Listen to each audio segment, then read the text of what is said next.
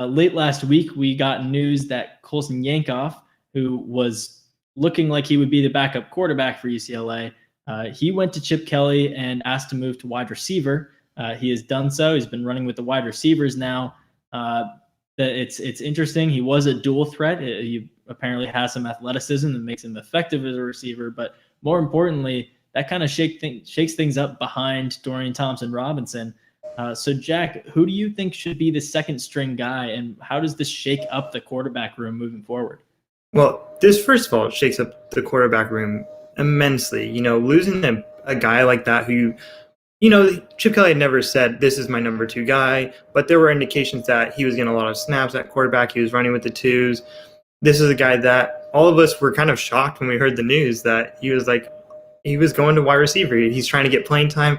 You can't fault him for that, especially if DTR stays for this year and the next year. There's not going to be a lot of opportunities. He'd be in his last year of eligibility unless he took the extra year that they're giving all these students.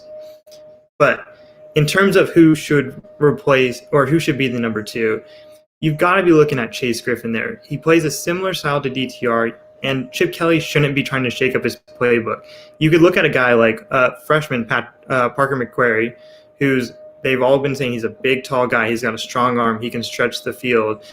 But you don't want to be changing up your playbook like that, especially if DTR goes out mid-game. Because let's be honest, DTR will not be replaced this season, barring an injury. That will basically be the only thing. If he gets an injury or if he tests positive for COVID-19, those are the only two ways he's going to be replaced as a starter or even mid-game.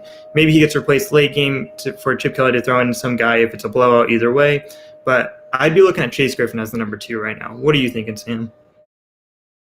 I mean, if you look at what happened last year, Chase Griffin was with the program. He enrolled early the winter before, but he kind of got jumped in the depth chart last year when you had Burton, who was the backup, but the third string, fourth string, it looked like Chase or Artopius kind of jumped over Chase Griffin, and I'm not sure if that's still the case, but I think he's definitely going to make a case to be backup because he has a lot more similar size to DTR.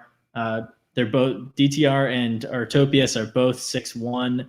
DTR's 200 pounds, Artopius is 204. And then you look at Griffin, who's 5'11", 184. Even that 5'11", maybe a little generous. He's a short guy, which isn't the end of the world. But if you're talking about a guy who can come in for an injured DTR and just kind of pick things up where they were, you might have to change things up in your offense and your play calling if you have a quarterback who has kind of a size deficiency like Chase Griffin.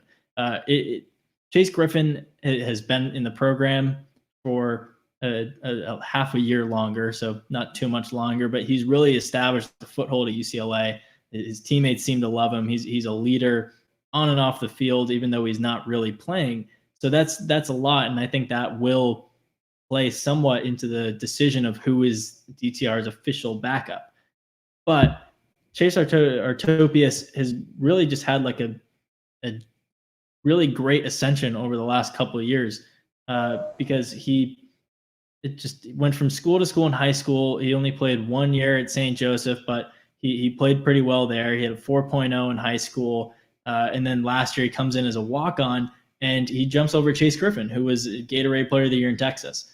So I think it's really interesting to see his ascension and him take a leap over a more established product in Chase Griffin. Even though I think they're both good, I think Artopius is probably going to be the one who ends up being the backup. Right. And we should be clear here. If DTR does go out injured, has a COVID test, come back positive, anything like that where he can't suit up, there will be a drop-off. None of these guys are as talented yet. And even more importantly, none of them have the experience that he has, especially in the collegiate game. They all have zero experience. I don't even think they've even thrown a pass in college, if I'm correct. And if they have, then it's maybe a few at the end of a blowout. But DTR's experience is going to be a big, big factor this year, as we'll discuss later in the next section. But any guy that tries to replace him will be thrown into the fire right away. They will be thrown into just a uncertain situation, having to lead an offense when they haven't had any practice reps there. It's not a good thing that Yankoff moved to wide receiver, but it does allow for more practice reps for each of the guys. Instead of splitting, the 2s and 3s between 4 guys, you now split it between 3 guys. If they're not even going to give McQuarrie as many reps as he usually would, you can split them between the chases more evenly. You can get them more experience there, but there's nothing in practice that can replicate a game day. And if DTR goes down, it's going to be trouble no matter what.